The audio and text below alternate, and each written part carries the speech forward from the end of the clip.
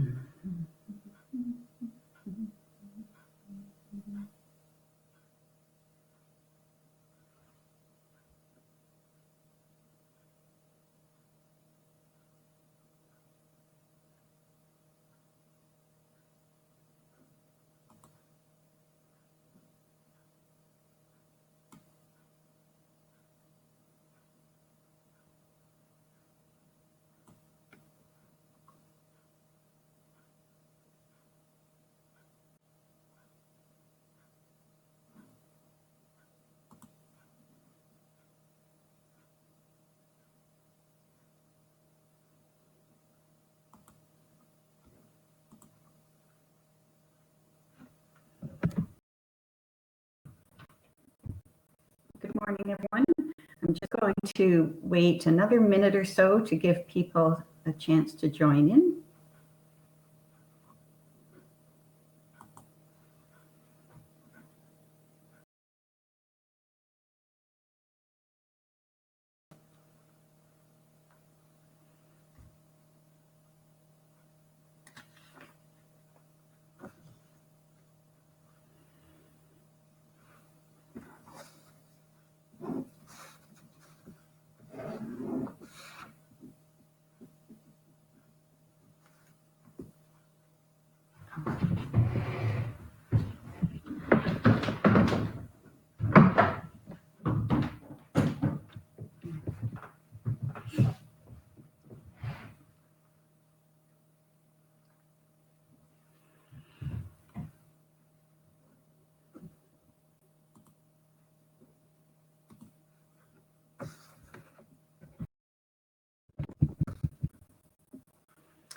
I think we'll get started now. It's just after 11 o'clock. And good morning, everyone. My name is Jane Bonsteel, and I welcome you on behalf of Sustainable Aurelia to the Salt and Our Environment webinar. Sustainable Aurelia is a network of citizens committed to improving the quality of life, health and wellness, and the environment in our community. Mandated and supported by the Mayor and Council, Sustainable Aurelia provides an overarching framework for programs and partnerships that target more sustainable practices across 6 sectors linking community, environment, economics, and society. This webinar is a continuation of Sustainable Aurelia Month, a time to focus on changes we can all make in the way we live. Now, salt impacts cost us all. It is damaging our water, cars, buildings, plants, and wildlife. It is possible to stay safe this winter and minimize the impact of salt on our environment. We have 3 speakers today, and I'll pass that over to the speakers in a moment. But I want to let you know that there is a chat box, and you can see that on the top right of your screen under chat. You can put any questions you have in that chat box, and we will have a question and answer session after the 3 speakers have presented. Our first speaker is Aisha Chiandet.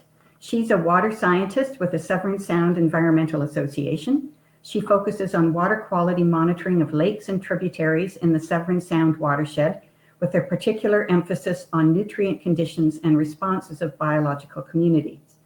Her work has also included an analysis of trends and current concentrations of sodium and chloride in local lakes, rivers, and groundwater sources.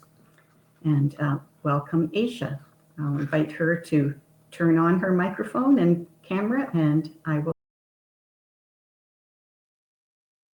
Hello, everyone, and thank you for joining this morning. Just share my screen here.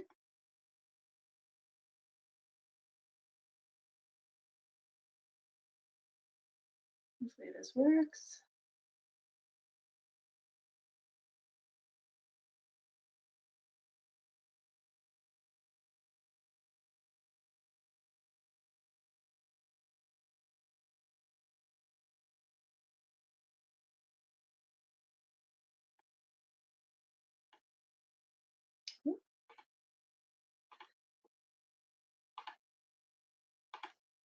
Sorry, I need to pick the right one here.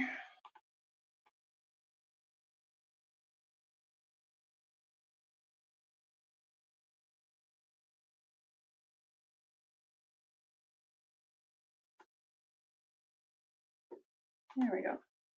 Okay, everyone can see that.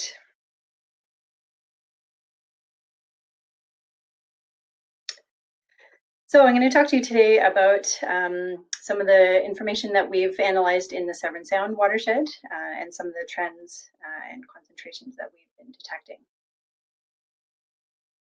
So before I get started, the Severn Sound Environmental Association is a joint municipal service board. So we're made up of 8 partner municipalities across the watershed. We were established in 1997 and basically came out of the process of delisting Severn Sound as an area of concern, which we achieved in 2003. We're also a source water protection authority under the Clean Water Act, so tasked with protecting municipal drinking water sources. We're committed to ensuring exceptional environmental quality and exemplary stewardship of the Severn Sound area through sound science, collaboration, and partnerships. So the Severn Sound watershed, just to orient you, covers most of North Simcoe County. So includes all of Tiny Township, Midland, Penetanguishene, Tay Township, the northern portions of Springwater and Ormondonte Townships, Severn Township, and the southern part of the Township of Dorton Bay. We do have the western part of Aurelia in the watershed. Unfortunately, they are no longer in the partnership of the association. So talking about what we mean by salts. So specifically, we're referring to road de-icing salts, which in Canada is by and large sodium chloride. So about 97% of the salt used is sodium chloride. There are other de-icing salts available, but they don't tend to be used very often. So salt dissolves and dissociates into 2 component ions, sodium and chloride.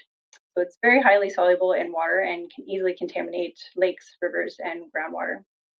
And in terms of chloride specifically, there are other sources of chloride, which include dust suppressant compounds, so calcium chloride, for example, and also municipal and residential wastewater also contains chloride. But the main sources that we tend to find are from de-icing operations. And so sources are basically any impervious area that we want to keep clear of snow and ice in the winter.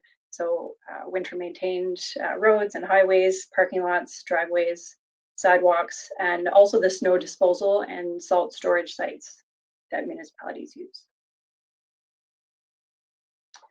So the problem with salt, we can sort of break down into 3 different components. So aquatic health, chloride is more toxic than the sodium component of road salt. And so the chloride guideline is 120 milligrams per liter, and that's for a long-term kind of chronic exposure. However, newer research has shown that the impacts on zooplankton, which are tiny little animals that live in lakes, sort of the link between algae and the fish communities. So they eat up all the algae and they provide food for fish. Very important. And research has shown that zooplankton are actually much more sensitive to chloride, especially zooplankton living in softer water lakes. So for example, up on the Canadian Shield. And so those impacts can start to be seen anywhere from 5 to 40 milligrams per liter in some of these experiments. I just want to interrupt you for a second. Sorry, I'm not seeing your presentation on. I only am seeing the first page of it. Oh, geez. Now we've gone to the second page. Do you see it now? Yes. Can you see it now, Jane? Yes. So now I'm seeing what is the problem with salt. Oh, okay. So you know what? When I went into presentation mode, it wasn't coming along with me. Okay. Sorry about that. No, that's okay. I'll minimize all this, and yeah, we'll just have to go with that. I think that's better. So continuing on here, the other impact in terms of looking at salt in general is that it can be considered a cumulative stressor. So that's a stressor that basically can combine with others to create a greater impact. So impacts from chloride, for example, may directly or indirectly be exacerbated by impacts from other stressors, so things like climate change and invasive species. So if we think about climate change, an indirect impact might be that with climate change, we're going to see more lake effect snow and more freeze-thaw cycles that might require more salt use. And so that's sort of an indirect effect that increases the impact from chloride. In terms of human health, sodium is more the issue. So in waters used for human consumption, sodium levels above 20 milligrams per liter can become problematic for individuals on salt-restricted diets. And so the health unit will actually contact physicians in an area where sodium might be above that guideline. And then, as Jane mentioned, we have infrastructure costs as well, so corrosion of buildings, bridges, and sidewalks, and damage to vehicles. So looking at the Severn Sound work that we've done, so we've sampled 119 lakes, rivers, and groundwater sites across the watershed. So for a variety of other variables as well, but including sodium and chloride. So for our lakes, we sample every 2 weeks throughout the ice-free season. Severn Sound is sampled every year, and then the inland lakes in the watershed are sampled on a 5-year rotating cycle. River sites are primarily through the Provincial Water Quality Monitoring Network. So we have 14 sites through that program that we sample 8 times per year, including throughout the winter season. Groundwater sites are monitored through the Provincial Groundwater Monitoring Network, and so those wells are sampled once per year. And then we also included data from municipal wells where it was available, and those are sampled once per year by municipal staff. So in terms of how we look at the data, so there's lots of different ways that you can crunch numbers. So for this purpose, I wanted to show our most recent concentrations, which you can compare to guidelines from Canadian Water Quality Guidelines and then the health guidelines as well. So this example shows a graph from Port Severn, one of our river sites. So you can see that increasing trend. So we want to know both what are the most recent concentrations, but then also what does this trend look like, and is there a trend? So the trend can be represented by the rate of change. So how much is that concentration going up per year? And that way you can also estimate future concentrations, sort of assuming that the trend continues. So for those current concentrations, we took median values for each year, and that sort of minimizes any influence of outliers. And all the values that are shown, you'll see on the next slide, are from 2010 or later. So trying to get that most recent data that we have. In terms of the trends, a site must have had at least 8 years of data to be considered in the trend analysis. And we used what's called a Menn-Kendall trend test, which basically, again, minimizes the influence of any outliers. So this map, and it's too bad I can't go big screen here. It's kind of hard to see. But this map basically shows all of our study sites across Severn Sound. And so I'll just kind of orient you to the symbols that we're looking at here. So the different shapes correspond to whether it's a tributary site, lake site, or groundwater. The size of the symbol corresponds to that rate of change. So the larger the symbol, the faster, and this is sodium in particular, so the faster the sodium is rising. And then the color refers to the recent concentration value. So tending towards the red end of the spectrum are the higher concentrations. So we can definitely see that, the gray shading in different different parts of the map show kind of the urban and infrastructure land cover. So we can see that areas sort of on the eastern side of the watershed, like Couchiching has quite high sodium values, and then getting up into the eastern side of Severn Sound, as well as some of the inland lakes you can see in Midland, or Little Lake, and then Orr Lake, just outside of Elmville. So in general, what we've have observed, so I'm not showing the chloride map, just in the interest of time here. So what we've observed, 23% of our sites are above that 20 milligrams health guideline for sodium. We have 2% of sites that are above the 120 milligrams guideline for chloride, but 14% are above that 40 milligrams, which is not a concrete guideline, but might be a bit more helpful in protecting more sensitive species. Both sodium and chloride have risen by 62%, or at 62% of sites. We have 5 sites that are increasing at more than 0.5 milligrams per liter of chloride per year. So quite a significant rise when you consider that over a long period. In general, the inland lakes seem to have higher concentration than Severn Sound open waters, which makes sense. It's connected to Georgian Bay and has a lot more flushing. The east side of Severn Sound has a much higher concentration, and this is really the influence of the Severn River, which comes out of the top end of Lake Couchiching. Many drinking water sources are above the 20 milligrams per liter for sodium, and we do have several, as I mentioned, that are above 40 milligrams per liter for chloride. In terms of the river, a couple of our rivers have quite high concentrations, including Silver Creek, originating in Aurelia. And groundwater sites, we have several wells in Ormondate that exceed the health recommendation for sodium. So in terms of what we can do about this, and Bill and Lee are going to talk a lot more about actions, but basically the take home is sort of tracking salt use and really minimizing where possible. And there's lots of great resources out there on how to do that. Residents and citizens can support businesses that do manage salt appropriately and voice their concerns. If you see areas that, it looks like people are just dumping it and really not managing very well, make your concerns known. And yeah, really important for municipalities to sort of require looking at new developments and how those are designed with winter drainage and salt use in mind, and exploring other solutions to reduce that use. So you're seeing a lot more on provincial highways, the use of brines, which can really reduce the amount of salt getting into the environment. I'll let Bill speak to Lake Simcoe's salt reduction program, but that's something that could definitely be adapted for the Severn Sound area as well. And then there's definitely a need to revisit some of the chloride guidelines to see if we can better protect some of the more sensitive species. So in summary, we have seen an increase at quite a large number of sites across the watershed, and several of those surface and drinking water or groundwater drinking water sources are above the sodium recommendation. And as I mentioned, lots of options for mitigation.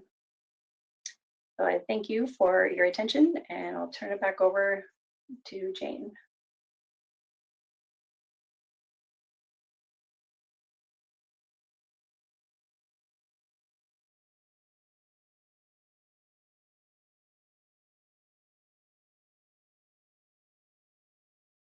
Water quality in Sunbow Creek, which is a little cold water creek at the north end of Aurelia, and the chloride concentration in that creek is regularly over 120 milligrams per liter. So it is highly impacted by salt in the environment. I just want to say that this session is being recorded and will be available for later viewing if for whatever reason you aren't able to join or have a poor connection today, as some people seem to. And reminder to put your questions in the chat box and we will answer them at the end of the session. And our next speaker is Bill Thompson. He has a bachelor's degree in environmental science from Trent University and a master's degree in botany from the University of Manitoba. He is currently employed by Lake Simcoe Region Conservation Authority as their manager of watershed plans and strategies, where his role is to coordinate and support the work of colleagues and external partners in developing and implementing plans to protect and restore the health of Lake Simcoe's tributaries and aquifers. And I will pass it over to Bill. And good morning, everyone. Like Aisha here, I'll maybe take a minute to share my screen. I've not used Demio before, so this may take a minute in fact.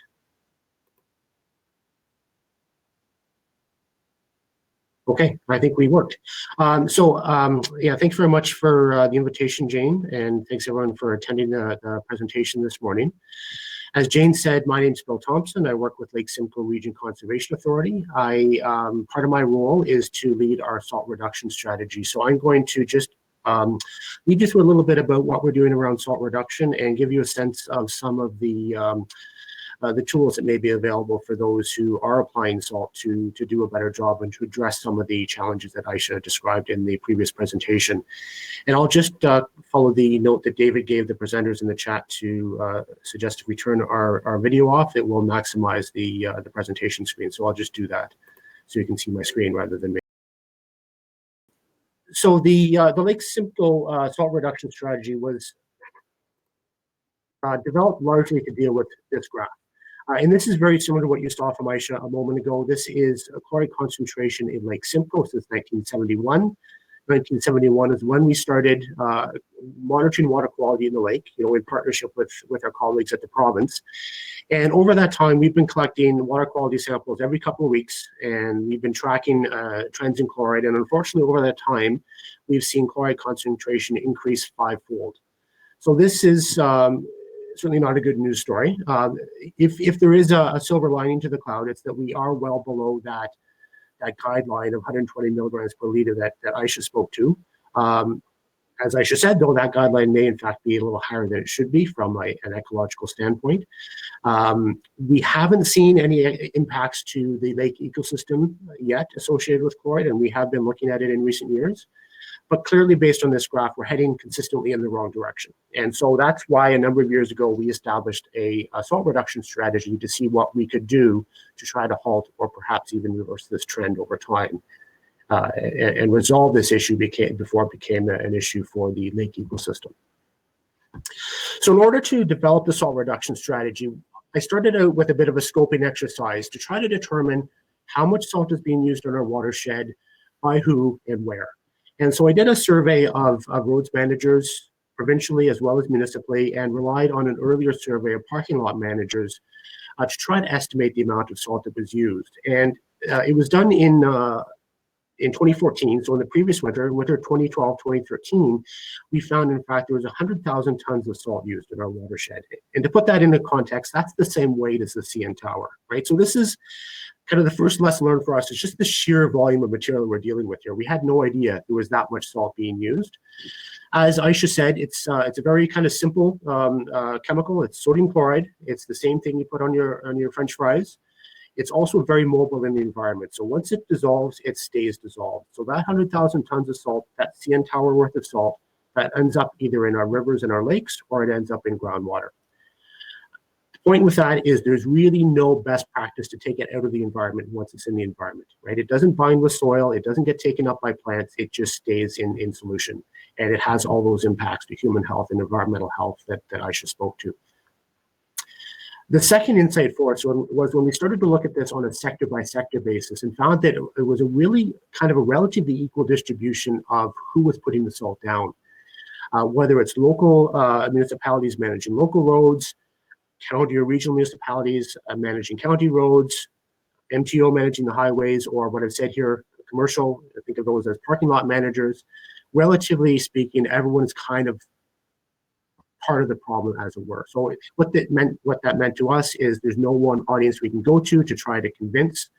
There's no one sector we can focus on to solve this problem. Any work we do needs to focus on both the private sector and the public sector. And within the public sector, we need to think about all three levels of government.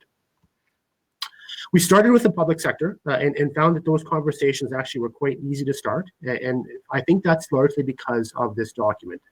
This is something Environment Canada put out, I guess, nearly 15 years ago. It's called the Code of Practice for the Environmental Management of Road Salt. And if it's done nothing else, it's really raised awareness of the environmental impacts of road salt in municipal roads departments. Every municipality in our watershed has a salt management plan that tries to describe their salt practices and tries to help them set policies around application rates and materials they use. Virtually every municipality in Ontario has one of these. We've also found that within this code of practice, there are a series of best practices that municipalities can adopt. Within the Lake Simcoe watershed, there are a range of municipalities from relatively large ones to relatively small ones. Not surprisingly, the range of adoption varies. We did find, however, though, in having our conversations with these folks, is that every municipality, no matter how small or large, was always trying new things. Almost on an annual basis, they'd be doing little pilots of different material, different technologies, finding ways of changing how they do winter maintenance. And that could be driven by financial considerations or environmental considerations or a combination of the two.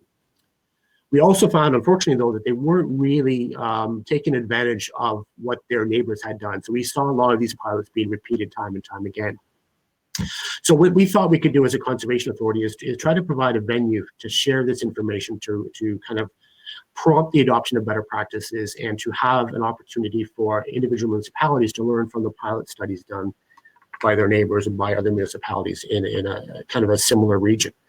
So we set up a SALT working group that included staff from all upper tier, large and growing municipalities in our watershed, as well as our conservation authority staff, as a way to talk about some of the pilots that were being undertaken, and for us to talk about some of the environmental and monitoring data we have. On the municipal side, it wasn't just roads departments. We also had land use planners and people responsible for source protection, so responsible for protecting drinking water, to have a fairly well-rounded conversation. Coming out of those meetings, we started to publish a series of technical briefs, kind of 4 to 6 page documents like the one shown on the screen here, that speak to some of the major topics that municipalities have to consider in their salt management plans. And in these documents, we talk about some of the kind of academic research underlying, some of the science underlying, some of the questions they may be facing, as well as working up some of the case studies or the pilot studies that we were aware of, either from our watershed or elsewhere. And the intent with this is it will become a series of short documents that, as municipalities periodically review and update their salt management plans, they can go to these resources to find out both the primary science as well as what their peers and colleagues are doing in other municipalities, as a way to help them make decisions and perhaps explain those decisions to senior management and council. And we found in these conversations with this working group that, in fact, reduction is possible. So as Jane said, there are ways that salt use can be reduced or changed to keep people safe and reduce the environmental impact. And so this is one example. I won't say which municipality this is because the work is still a work in progress.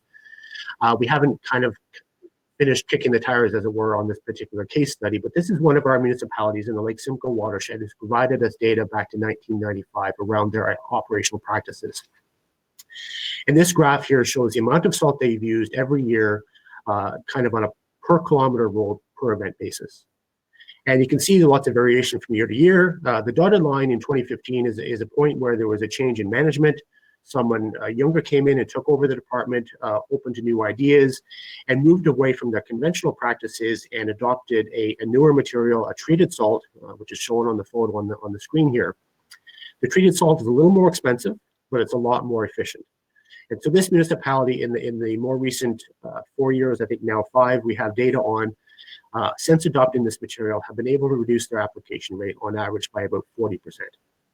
So as I said, material is a little more expensive, but it's not 40% more expensive. So the municipality has saved money with this switch. Obviously, as you can see from the graph, they've reduced their environmental input.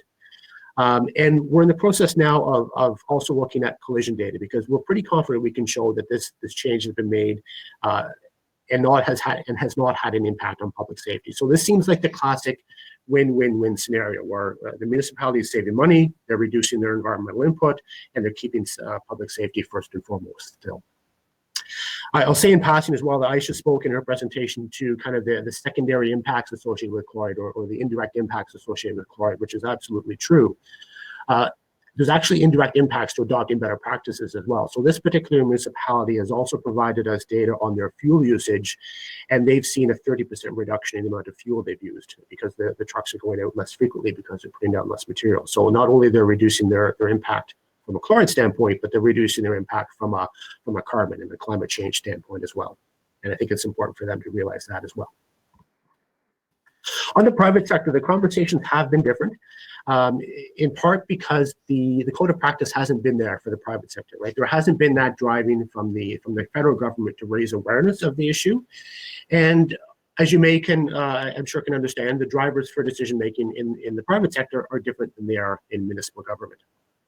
In terms of the understanding piece, I do think that's changing rapidly in recent years, and I think that's due in part to, in large part, really due to the work of the Smart About Salt Council.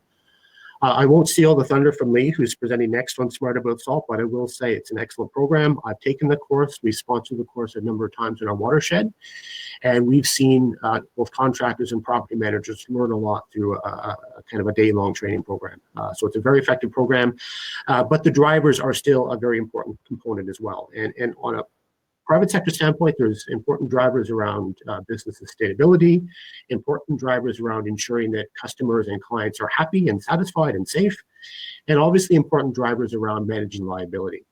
And virtually every time we have a conversation with someone in the private sector, lawsuits are the elephant in the room. And so we decided to approach this problem directly. We set up another working group. In this case, we call it the Freshwater Roundtable. This operates more on a provincial scale. It includes some of the large contractors and their industry associations, some of the large commercial property owners and their industry associations, some of the other environmental groups with a concern around chloride. Smart About Salt is there, and we have all three levels of government as well as First Nations represented as well. And so this working group is a venue to share some of the raise awareness about the environmental impacts of salt and share information around the best practices, some of the barriers to their adoption, and try to identify opportunities to overcome those barriers. So having been together for, I guess, about a year and a half now, we do have a discussion paper that outlines some of those barriers and that outlines some solutions to overcome those barriers.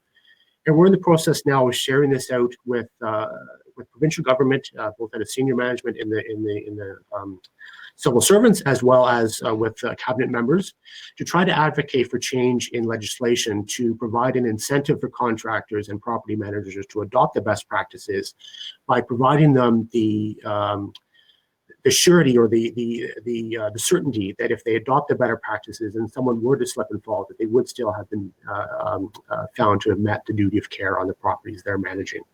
And we do think if we can take that concern around liability off the table, we'll see people stampede towards adopting the best practices that we hear about in a moment from Lee.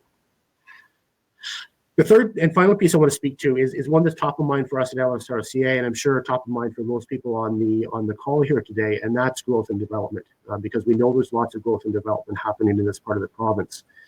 And, you know, we can do all we want around talking to municipal staff around better practices and talking to parking lot managers around better practices and reducing 30 or 40 or in some cases perhaps 50% of the salt they put down. But we can offset that pretty quickly by building another kilometer of road or another big box store with a large parking lot. So we need to think a little bit differently about how we design and build our communities in the future to make this problem perhaps not grow as quickly as it could otherwise. And we started that a little bit at Lake Simcoe by developing a design guideline for new parking lots that take winter maintenance in mind right from day one at the design phase.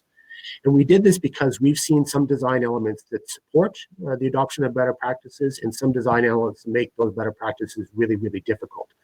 So this guideline package has some technical briefs around some of the major design considerations like proper drainage off the site, proper location and disposal of snow, as well as things around traffic patterns, particularly related to pedestrians, because that's where we tend to see heavy applications of salt. And we also have examples of both small, medium, and large facilities where these designs have been taken into consideration to show designers, developers, and engineers how these things can work in practice. And we've also now got some template municipal policies that if municipalities want to take these guidelines and make them a requirement through secondary planning processes or green development standards, it's there as a package for them ready to be taken up. So I'll end my talk there, just in the interest of time. However, this material I've spoken to is largely available on either our website at LSRCA or on the Sustainable Technologies website, and my contact information is on the slide as well. So if you don't have a chance to ask all your questions today, you can either visit our website or follow up with me afterwards. And with that, thank you for your time, and I will also pass it back to Jane now.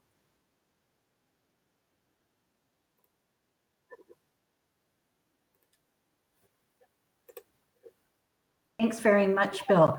And maybe I could ask you to put those web links in the chat box and your contact info so that people can make note of those, if Certainly that's will. okay. Yep. That's great. Now, both Aisha and Bill did mention the Smart About Salt Council, and I'm very pleased to welcome Lee Gould as our third speaker. He is Executive Director of the Smart About Salt Council. The mission of the council is to protect fresh water from winter salt applied on facilities, with a vision that all facilities be professionally designed and managed to improve winter safety and reduce salt use.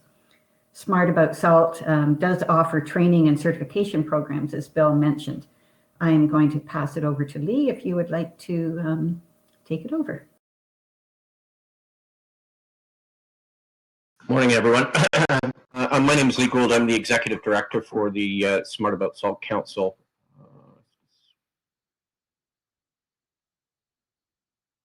I'm not sure if everyone can see my screen. There we go. Like Bill, I'll perhaps take myself off of. Can everyone see my screen?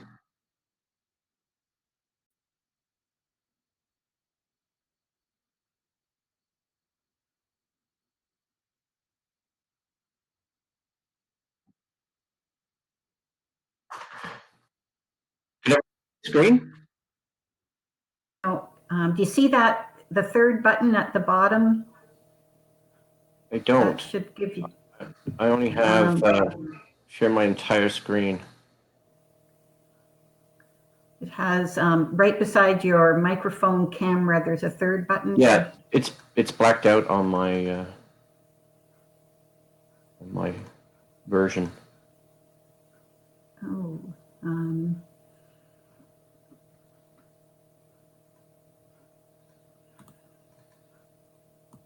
Maybe if I take myself off camera.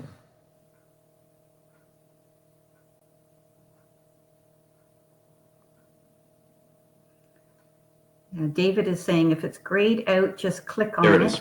I got it. Can you see that now? There. Yes. Thank you. Okay. My apologies. Technology is a wonderful thing when it works. So yes, my name is Lee Gould. I'm with the Smart About Salt Council. We get better quality.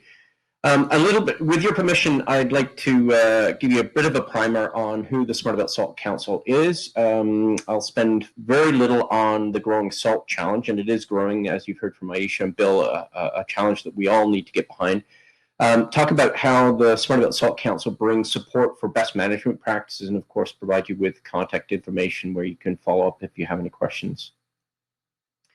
So we've spent a lot of time this morning talking about the environmental impact, which is without a doubt the raison d'etre for the Smart About Salt Council. We are a unique not-for-profit in that we were incubated both by municipal level government and industry itself way back in 2009 as this issue was gaining some traction, if you will, pun intended. So we've been at this for a little bit of a while now, and I must say we're gratified that there does seem to be some momentum for the discussion. And in that vein, when I get to the discussion around the growing challenge, I'm going to speak also not just to the environmental issues, which are profound and increasing as we're learning this morning, but also to the business side of the equation, because without a doubt, while there are many folks that are interested in the environment, they're not always motivated by the challenges that are before us. They're more interested in business arguments, and certainly the challenges associated with an over-application of salts are a growing threat to business in this part of the world. Lastly, as you've learned this morning already, the Smart About Salt Council offers award-winning training to improve winter maintenance practices, and we recognized industry leaders through certification. So a few salt insights. So poor winter maintenance practices represent a profound and increasing environment and human health challenge. We've heard that from Aisha and Bill this morning. But it isn't just an issue for Aurelia and this part of Ontario. It is an issue that concerns most of us in the eastern part of the continent. The challenges surrounding winter maintenance operations are magnifying business issues, which we should all be concerned with. I think, for example, to the discussion around the roads, sort of commercial property divide that Bill very much was sharing with us. Most studies suggest that at least 50% of the salt that is applied to private properties by winter maintenance contractors, private contractors. Those folks are obviously responsible for keeping us safe in our apartment buildings, making sure the office buildings and retail outlets are available for use safely. And they are often challenged in a variety of ways, not the least of which, from an insurance perspective, it is becoming increasingly difficult for them to obtain insurance. Many of the underwriters have exited the business. Those that are still in the business have seen their premiums increase, 3, 4, perhaps even 6-fold year over year, even if they don't have a slip and fall claim. And Bill said this directly, that a lot of the motivator for the over application is certainly a reaction to the legal considerations, the slip and fall claims that are often occurring, but also a misunderstanding of the product and good winter maintenance practices themselves. I will share this, that it is not uncommon for actuaries to have done the math and to figure out that it's cheaper to settle any sort of slip and fall claims than actually take them through discovery and into a court case to find out whether contractors have done a reasonable job of due diligence with winter maintenance. That's a problem because they settle, then the costs, of course, are provided to recovery through increased premiums, and of course these businesses are exiting. And if we don't have private winter maintenance contractors, again, many of our businesses, our homes, our retail opportunities aren't going to be available to us in the winter months. So I've already talked about the safety and liability concerns that are driving winter maintenance. Bill also shared this as well. And then collectively, there are many stakeholders that are working to understand and meaningfully address the issues related to salt. As you are learning today, I hope, it is a very challenging multi-stakeholder environment. When you think of it on the face of it, winter maintenance, we shovel snow, it doesn't seem that complicated. It is very complicated. You've got private contractors, you've got provincial governments, municipal level governments, others, private facility owner operators, the insurance industry, the legal professionals, environmentalists. It is a very complicated program. But what's I think before us is the opportunity to come together, as Bill said, in a win-win paradigm. We can do a better job collectively and improve safety in some instances, perhaps. Address real concerns around costs and do something good for the environment. So it can be a win-win proposition. So this is where the Smart About Salt comes in with our award-winning transnational training opportunities. And I say transnational because we not only support jurisdictions across Canada, certainly here in Aurelia and other parts of Ontario, but we've delivered programming in person in Nova Scotia and other Atlantic provinces and in Western Canada. We offer an Essentials of Salt Management course and a refresher course online and in person. That makes us somewhat different, not so much in person these days. And we do that, as I say, transnationally. We are now supporting New Hampshire's Green Snow Pro program, which was and is perhaps at the forefront of trying to address some of the challenges associated with an over-application of salt through legislation. New Hampshire brought in an indemnification program for facility owners and contractors that was predicated on reasonable efforts being undertaken to make sure safety is achieved. That reasonableness is grounded in knowledge and training demonstrated through certification and put into practice. So anything that falls, in New Hampshire at least, anything that falls below the gross negligence bar is indemnified from a simple slip and fall claim. The program has and seems to be working well. It was embraced by contractors, facility owners, and the bar, the legal profession as well. So we have been at this since 2009.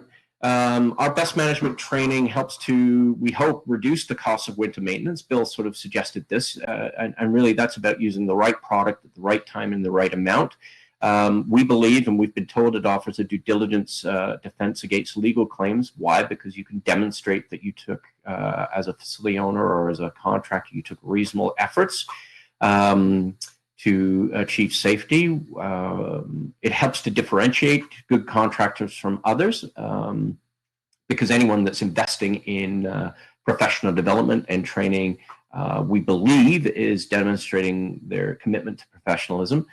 We like to believe that the training helps to reduce the impacts of salt on infrastructure. I think empirically that's been proven time and time again by studies, most recently conducted by Ryerson University, understanding that there is a right amount of product that can achieve safety. It helps to improve client and customer relations. You know, an under application of product, an under achieving maintenance program certainly is going to be a bit of a challenge. There's no doubt about that, and people, we don't want our clients and customers slipping and falling. But conversely, an over application is a problem as well. We get lots and lots of complaints from various transit authorities throughout the season, where folks are seeing the rot that's associated with their clothing and footwear and whatnot. So certainly can help to improve client and customer relations. And of course, the environment. We come full circle back to the environmental question. Typically, our training is delivered in a one-day format, often 8:30 to 4:30, with provisions for breaks. That's changed a little bit in the age of COVID. We are offering webinars, but we do have an online facility that delivers training at someone's leisure in both English and French. And if the folks in the US have it their way, we'd also start to do translation into Spanish. So we're taking a look at that as well. What's covered with our essentials training? Certainly we do a primer, a little bit of a background on the Smart About Salt, and how we came into being, how we are a not-for-profit and are largely volunteer run and led. We cover salt in the environment, the weather, principles of ice formation, certainly talk about mechanical snow removal, because that's key. We want to make sure we shovel before we try to chemically plow any sort of area. And that moves well into salt science and other discussions around the 5 R's around salt management and liquids. Liquids are certainly a best management practice that would see the use of salt as a brine. You can even make hot brines with addition of other products like magnesium chloride. And of course, the application of brines can help with anti-icing as well as de-icing operations. And for sidewalks and other sort of entranceways, you can often get a better coverage as well. So I think about steps. If you're hand feeding out rock salt, sodium chloride, it bounces all over the place. It has an irregular disbursement pattern. Certainly doesn't get into all the corners of a step or an entranceway. We certainly cover calibration. It's like the old management credo that if you can't measure it, you can't manage it. We do talk about application rates, but we do not provide for a standard rate. You'll perhaps think to how different areas, even in the same parking lot, require different treatments. If it's shaded, for example, you're going to see less melt than if it's receiving direct sun. So we don't espouse any particular application rates, although the University of Waterloo has done some work to try and find some optimal application rates. And finally, we talk in the last 3 training modules about material storage handling, the importance of record keeping, and site assessment. Bill spoke about design. We are often frustrated by facilities that would see a catch basin in the middle of a parking lot with a big snow pile pushed right up near it, and in the waning months of winter, shall we say, where the sun starts to get stronger in the day and it starts to melt that snow, it will run off to the catch basin. But of course, as the sun goes down, it'll refreeze. And of course, the contractor or the facility owners and operators, when when they're talking about safety, they're obligated to go back out and to look at what they might do, and often that is a treatment of salt. We summarize our teaching modules and then provide for an exam. All of this comes at a cost of $375 Canadian plus HST. And it is the training that is, and I'll just sort of scoot through some of these slides because we do provide recognition in the form of certificates for those that are trained, and we publish the names on our website. But it is the training that is the backbone, the foundation, if you will, of our certification program, which is fairly simple to achieve. You certainly get yourself trained, you maintain that training. The training we provide is good for 5 years. Folks can use that to go on and register for certification, and this is where they can differentiate themselves. Indeed, many of the more progressive facility owners that are tendering for winter maintenance contractors are seeking and mandating that those that are participating in their procurement process are trained and certified. So that's a great thing. We require, through the certification program, certainly the maintenance of professionalism, the deployment of the learnings that they would get through our training programs. And then we seek to get some information as to how they work in real life. So we're asking them to make some simple calculations as to how much salt they use in any given season. And frankly, we use that as a feedback mechanism to determine how our efforts are translating out into real time. This picture on your screen is an interesting one to me. It speaks volumes to what we shouldn't be doing. Here you have a loader clearly missing the bed of a truck with all that salt. It doesn't even look like it's on a impermeable rather surface. So a lot going wrong with this particular picture. Again, we provide certification that folks can, certificates rather, that folks can include in their tendering process or put up in their offices to speak to their commitment to professionalism, their commitment and knowledge to winter maintenance practices.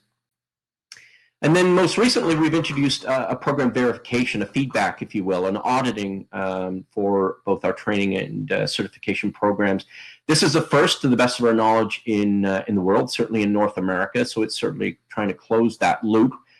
What we try to do is audit about 10% of those that are certified by the Smart About Salt Council annually, and work with them, not to strip them of certification by any means, but to work with them to ensure that their operations are maximized in terms of best management practices. So we will go on site, we will walk their yards, we will look at their equipment, find out how they're training their staff, how they're calibrating their equipment, look at how they're storing their product, and then provide them with that feedback in written form and continue to follow up as best we can.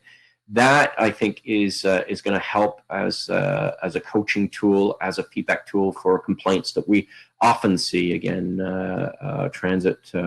provincial transit authorities often get vilified, and we see calls throughout winters.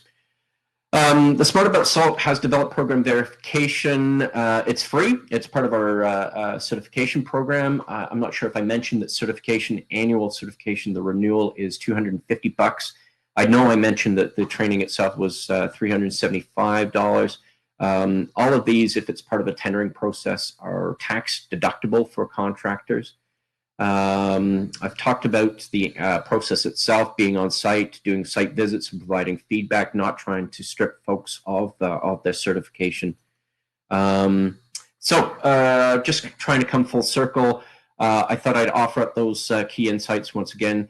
Current winter maintenance practices and urbanization are directly correlating to increased chloride levels. Winter maintenance contractors are struggling with the ability to gain and pay for insurance, which in turn is challenging to procurement efforts. So it's a problem for so many of us, if not all of us. Safety first, that's certainly Smart About Salt's paradigm, but a poor understanding of liability and a poor practice in winter maintenance certainly is not promoting safety. In fact, it can go the other way.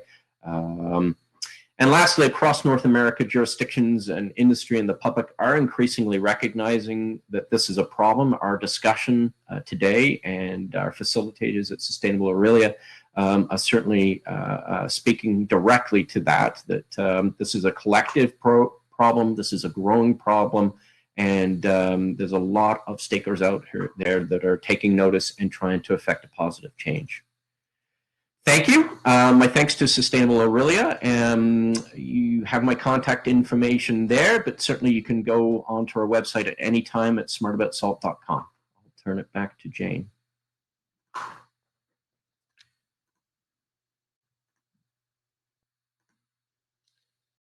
Thanks, Lee. I did put the Smart About Salt website in the chat box there. And I did want to mention that there is information for residents, like good practical information about using salt for individual residents as well. So, because that is, I know it's not a significant input according to the graphs that we've seen today, but it's still important that we try to reduce the amount of salt in the stormwater in the runoff that goes into our lakes around here. I think it was Aisha that showed the very high concentrations of sodium in and chloride in Lake Couchiching especially. And thank you very much to our three speakers, Aisha, Bill, and Lee. If there are any questions, you can put them in the chat.